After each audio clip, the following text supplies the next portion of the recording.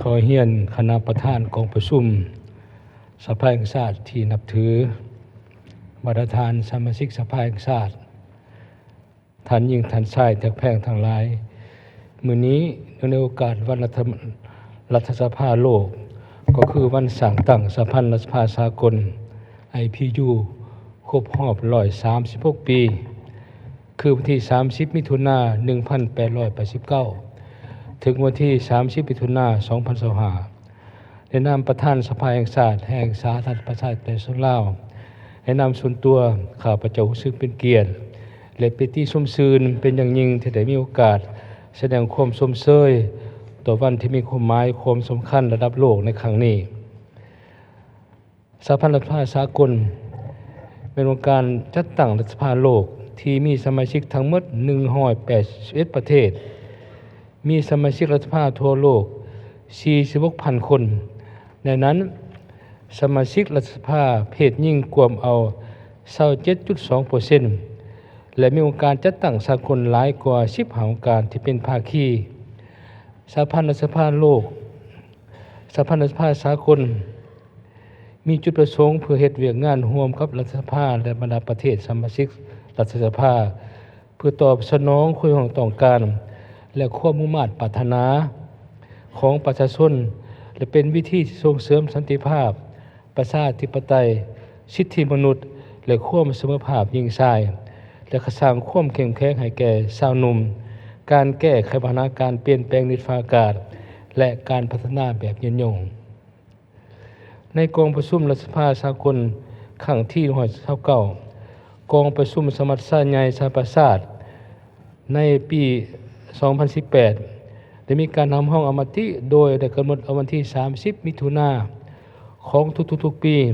เป็นวันรัฐสภาโลกของทุกประเทศสมาชิก IPU เพื่อเป็นโอกาสระลึกหวนขึ้นปฏิบัติหน้าที่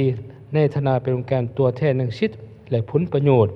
และความมุ่งมั่นปรารถนาของประชาชนและประกอบส่วนของในการส่งเสริมสันติภาพเสถียรภาพความมั่นคงและการร่วมมือเพื่อการพัฒนาแบบยืนยงทั่วโลก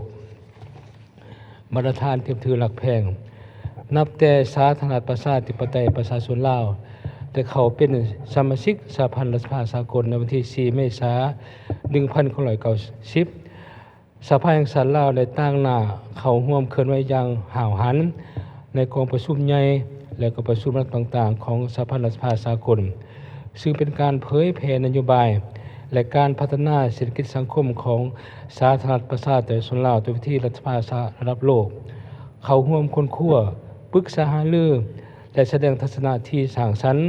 ต่อการปกปักรักษาสันติภาพเสถียรภาพก็คือความมั่นคงในภาคพื้นและในโลกอย่างเป็นเจ้าการพิเศษในปีนี้สภาแห่งชาติลาวก็จะได้กางเกมเข้าร่วม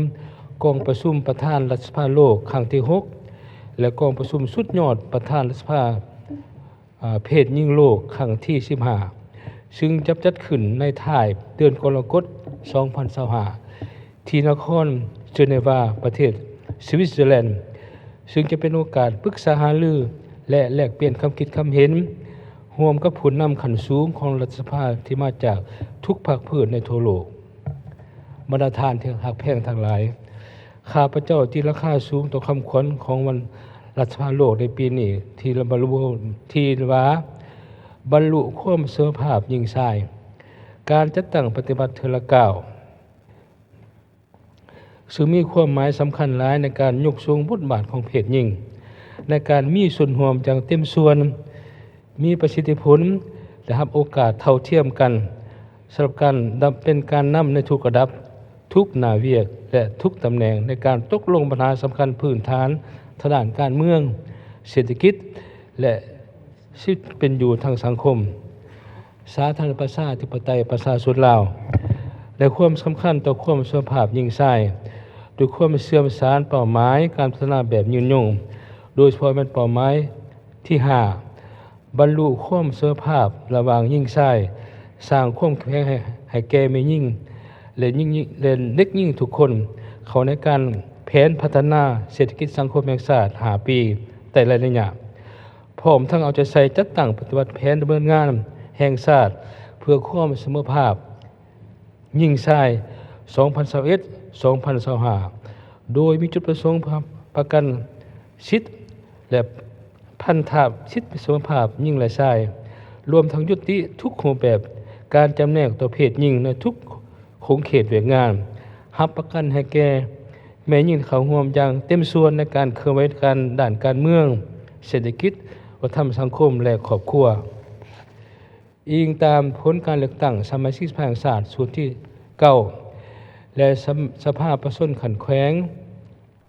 สุดที่2ผ่านมาพวกเขามีสมาชิกสภาเพศหญิงทั้งหมดเป็นว่า36ท่านรวม 21.9% อันนี้สมาชิกสภาแห่งชาติ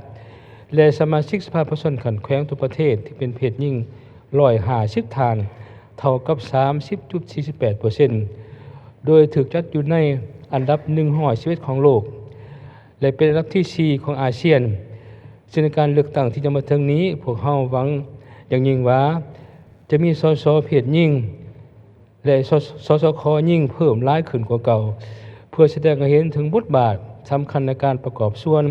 ต่อประเทศชาติบ้านเมืองของน้องแม่หญิงลาวพวกเราข้าพเจ้าขอถือโอกาสนี้เรียกร้องมายังบรรดาทานสมาชิกรัฐสภาองค์การจัดตั้งสากล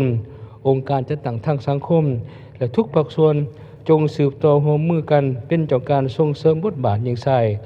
ในกระบวนการตัดสินปัญหาภายในประเทศรวมทั้งความมีทัศนะต่อปัญหาที่ภาคพื้นและสากลพร้อมทั้งสนั